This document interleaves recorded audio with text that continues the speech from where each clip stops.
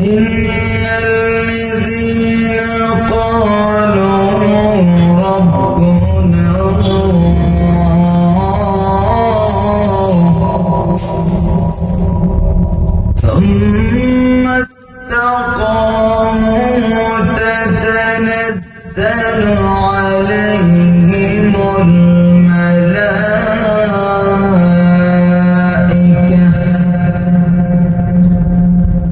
ألا تخافوا ولا تحزنوا وأبشروا بالجنة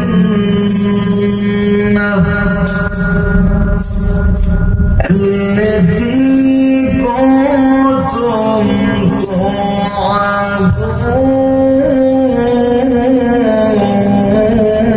توعدون نحن أولياؤكم في الحياة الدنيا وفي الآخرة ولكم فيها ما تشتهي أنفسكم ولكم فيها ما تدعون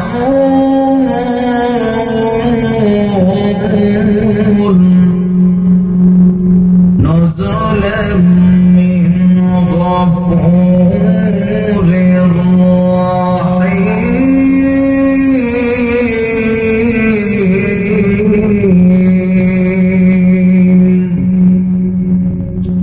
আল্লাহ রাব্বুল আলামিন কোরআনুল কারীমে জানায়া দিয়েছেন ইন্নাল্লাযীনা ক্বালু রাব্বুনা আল্লাহ পাক রব্বুল আলামিন জানায়া দিয়েছেন যারা ঈমান এনেছে নিশ্চয়ই যারা আন্তরিকভাবে স্বীকার করেছে আল্লাহ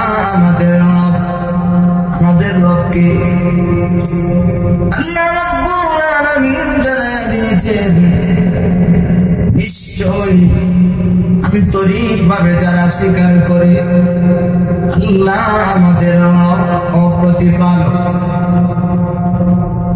সুম্মা ইসতাকামু এবং এটার দাবির উপর যারা অবিচল থাকতে পারে এই কথার উপর যারা অটল অবিচল থাকে আল্লাহ রাব্বুল আলামিন জানায়া দিয়েছেন তাতানাজ্জালু আলাইহিমুল মালাইকা আল্লাহ পাক রব্বুল আলামিন জানায়া দিয়েছেন পৃথিবীর বান্দা বান্দীরা যারা ঈমান এনেছে আল্লাহকে এক বিশ্বাস করে এই কথার উপর অটল অবিচল থাকতে পারে এমন বান্দা বান্দীদের কাছে আমি আল্লাহ পাকের ফেরেশতাদের দল উপস্থিত হবে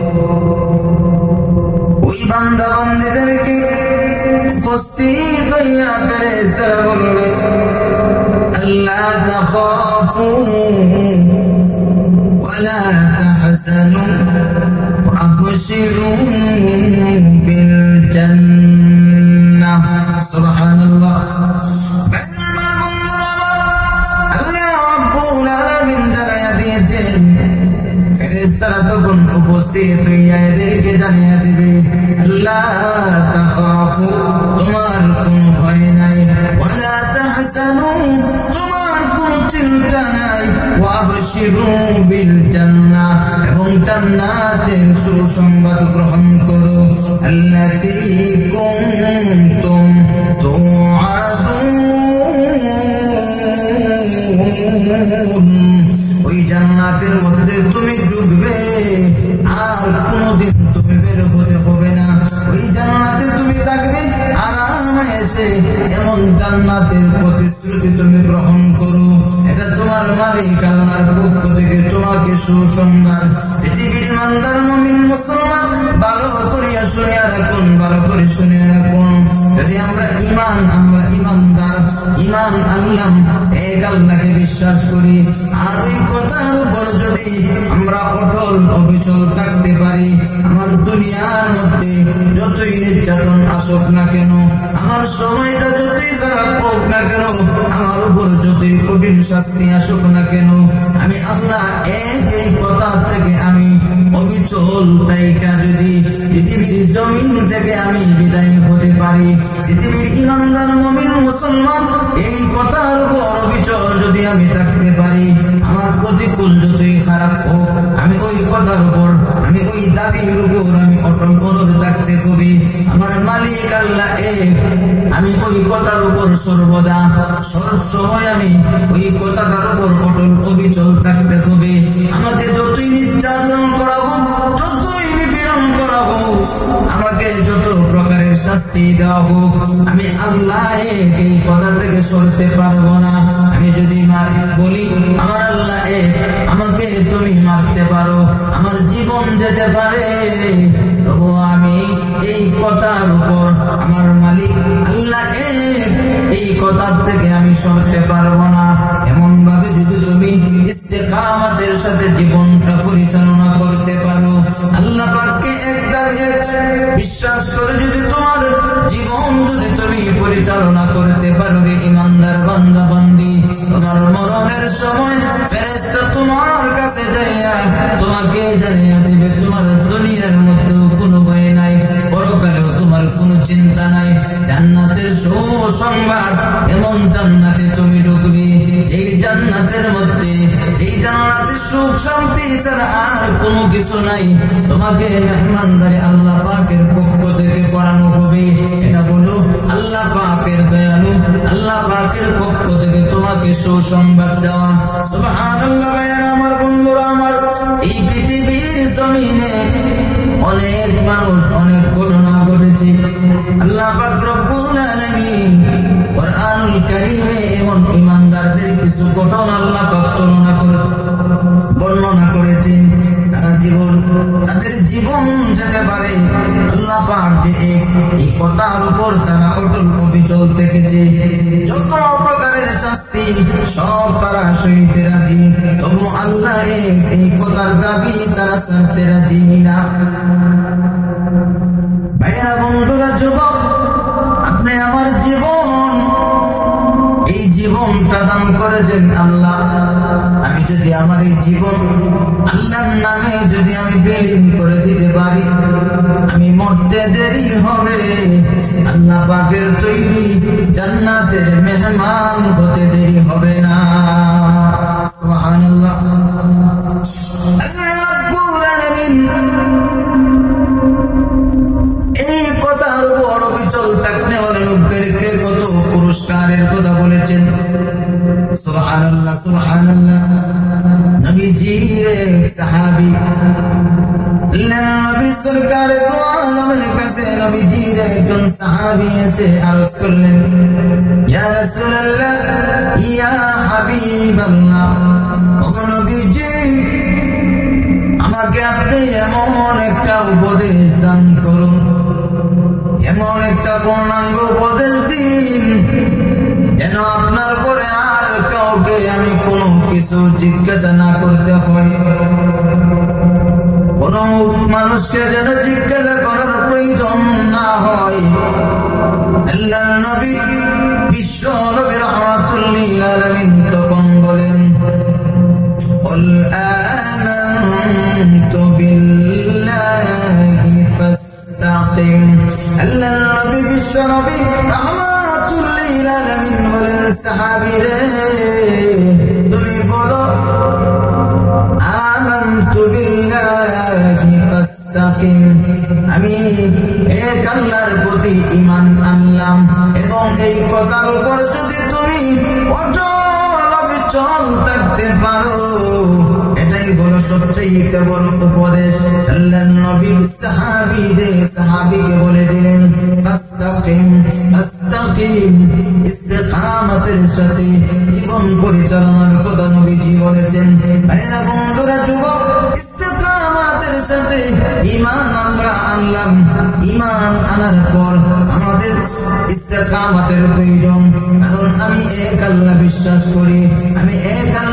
বিশ্বাস করার কারণে যদি আমার উপর জুলুম নির্যাতন চলে আসে, আমি এটা হাসি মুখে বরণ করতে হবে, হাসি মুখে আমি এটা সহ্য করতে হবে।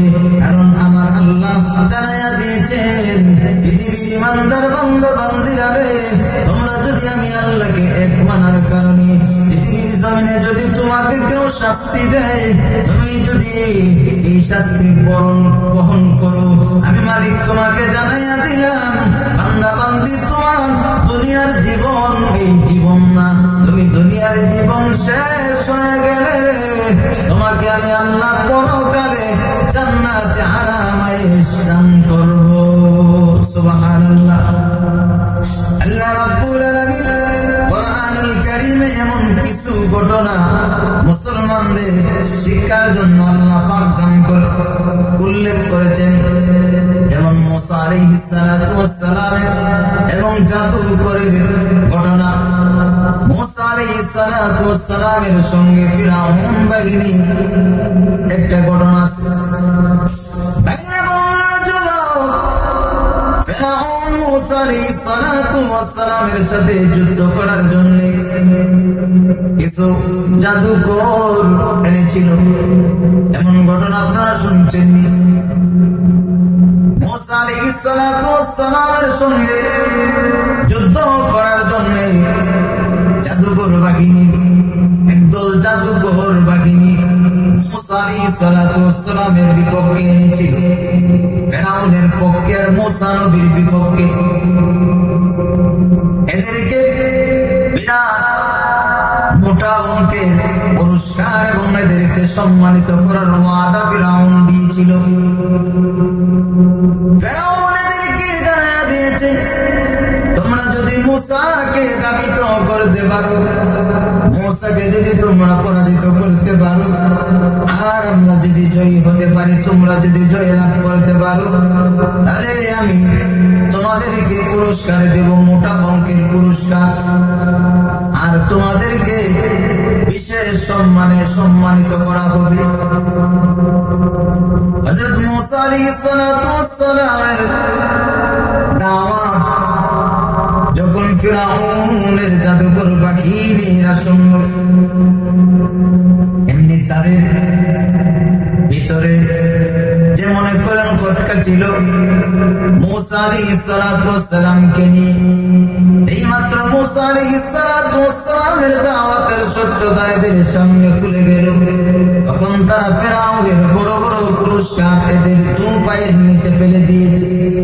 এমনি তারা ফিরআউনের সকল পুরস্কার সবগুলা বাদ দিয়ে তারা এক সুরে এক জোরে উচ্চ আওয়াজে তারা একটা আয়াত তিলাওয়াত করেছে। যেই কথাটা তারা উল্লেখ করেছে মহান আল্লাহ রাব্বুল আলামিন কোরআনুল কারীমের সূরা দুহা আল্লাহ পাক উল্লেখ করে দিয়েছেন, বলেন সুবহানাল্লাহ। ওই ফিরআউনের জাদুকর বাহিনী এমনি তারা উচ্চ সুরে বলে,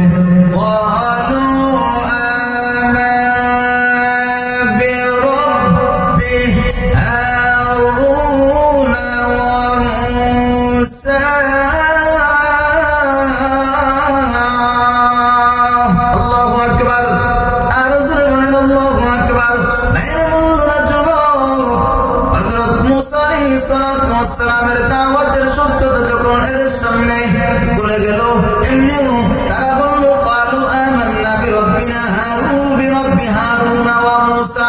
তখন ফিরআউনের সামনে তারা বলে দিল, আমরা বিশ্বাস করি হারুন আলাইহিস সালাতু ওয়াস সালাম এবং মূসা আলাইহিস সালাতু ওয়াস সালাম যেই রব যেই প্রতিপালকের ইবাদতের দাওয়াত দেয়, আমরা এনার প্রতি ঈমান আনলাম। সুবহানাল্লাহ।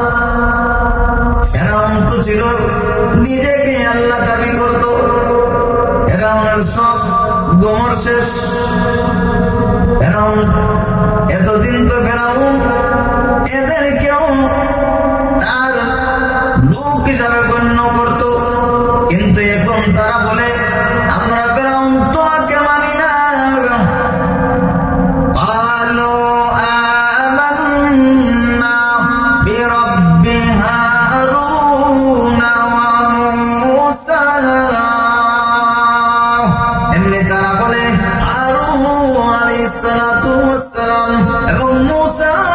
আলাইহিসসালাতু ওয়াসসালাম এই পালন কর্তার ইবাদতের দাওয়াত দেয়, আমরা তার উপর ঈমান আনলাম।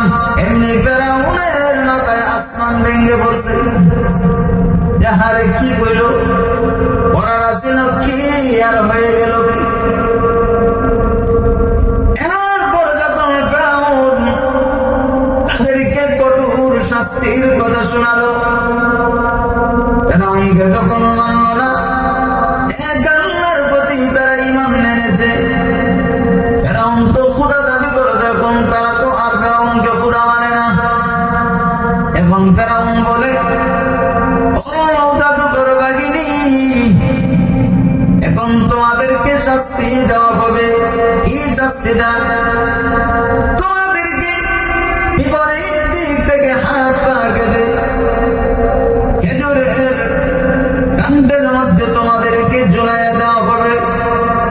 তোমাদের বিপরীত দিক থেকে হাত পা কেটে শুলিতে চড়ানোর হুমকি যখন ফেরাউন তাদেরকে দিয়েছে, তখন তারা ঈমানি সাহস নিয়ে ফেরাউনের মুখের উপর বলে দিল।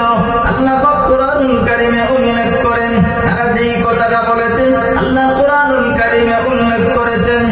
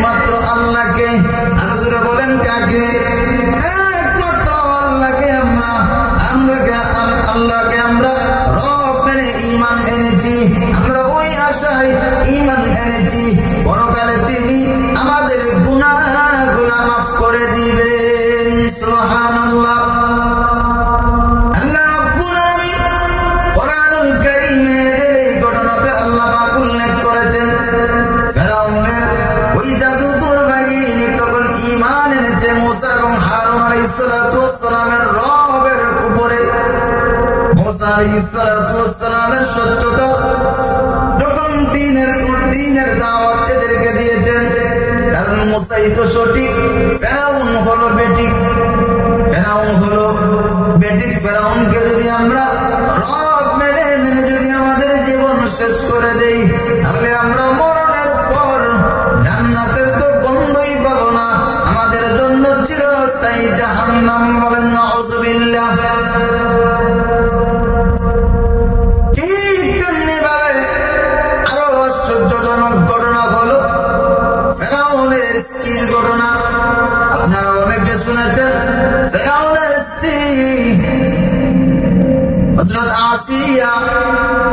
নাম শুনছেন কি?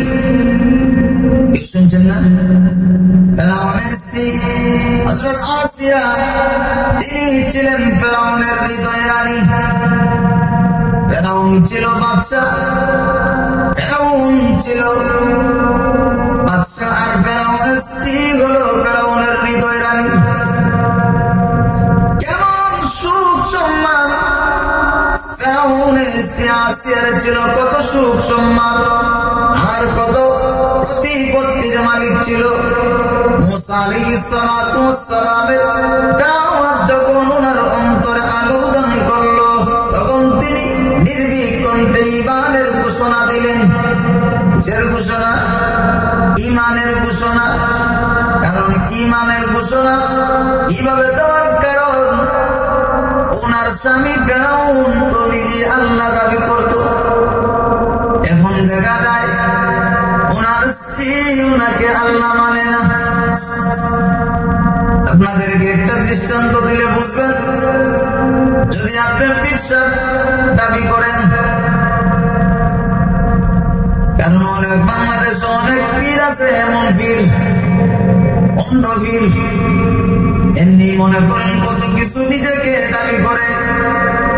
বউ যদি তোমার আল্লাহওয়ালা হয়, বউ যদি আল্লাহকে ভয় করেওয়ালা হয়, সহি মানুষ হয়, দামি যে বন্দামি করে, স্বামী যে বন্দামি করে, এটা তো কখনো মানবে না বাহিরের লোকের কাছে।